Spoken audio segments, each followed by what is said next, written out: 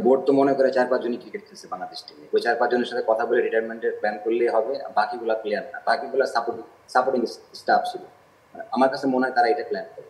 আপনাদের retirement planning এবং board থেকে একটা সম্মান আপনাদেরকে প্রদর্শন করা যে এত বছর বাংলাদেশের ক্রিকেটকে সার্ভিস দেওয়ার জন্য তোমাকে ধন্যবাদ।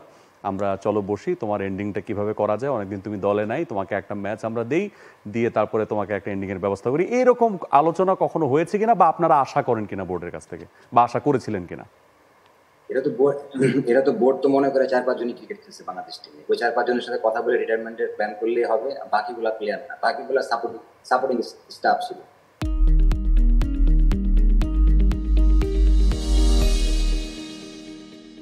আমার কাছে মনে হয় তারা এটা প্ল্যান করে। ভাই, বাংলাদেশ টিমে আমরা আমাদের সবকিছু স্যাক্রিফাইস করে খেলেছি ১২-১৪ বছর।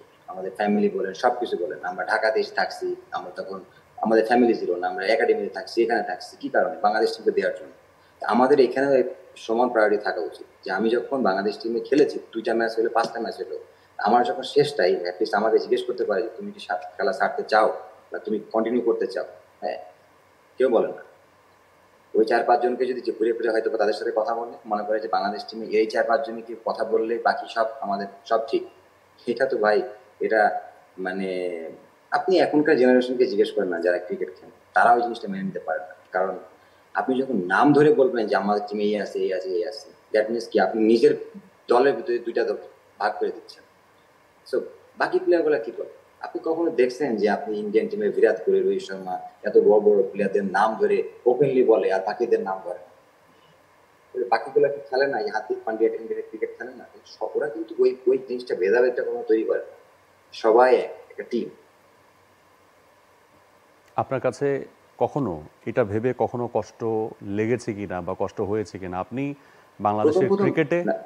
জি, প্রথম লাগছে অনেস্টলি, প্রথম লাগছে। প্রথম আমরা ভালো খেলতাম, আমরা ভালো খেলার পরে যখন দেখতাম যে না এই বিভাগটা তৈরি হচ্ছে, তখন আসলে খারাপ লাগছে। পরে দেখলাম যে না, এটা তো আসলেই পুরো সিস্টেমে গলত। এটা তো এই জিনিসটা তো আমরা জানি যে আমরা সবকিছু মানে যারা আমরা বলি না যে তেলা মাথায় তেল দেওয়া পছন্দ করি, আলটিমেট জিনিসটা তাই। মানে যাদের বেশি মানে গ্ল্যামার আছে, যাদের সবকিছু আছে, তাদেরকে খুশি রাখতে পারলে সবকিছু সব ঠিক। আমরা এটাই ভাবি। আলটিমেটলি এই জিনিসটা ভালো না। আপনি আমাদের বহুত ইয়াং প্লেয়ারের ভিতরে যারা এখন রিসেন্টলি সিনিয়র প্লেয়ার আছে দলের ভিতরে, তাদের সবাই অনেকের ভিতরে ক্ষোভ আছে, এই ক্ষোভটা আছে যে আমরা তাহলে কি করি ভাই, আমরা যে ক্রিকেট খেলি তাহলে আমাদের এই নাম ধরে ধরে যে কথাগুলো বলে এরাই ক্রিকেট খেলে, আমরা তাহলে খেলি না। এটা আজকে আমি আপনাকে কথাটা বললাম, সবার ভিতরে ক্ষোভটা আছে। For more updates, subscribe to our YouTube channel and click on the bell icon. Follow us on Facebook and Instagram. Download T-Sports app to enjoy exciting games and highlights. Visit tsports.com.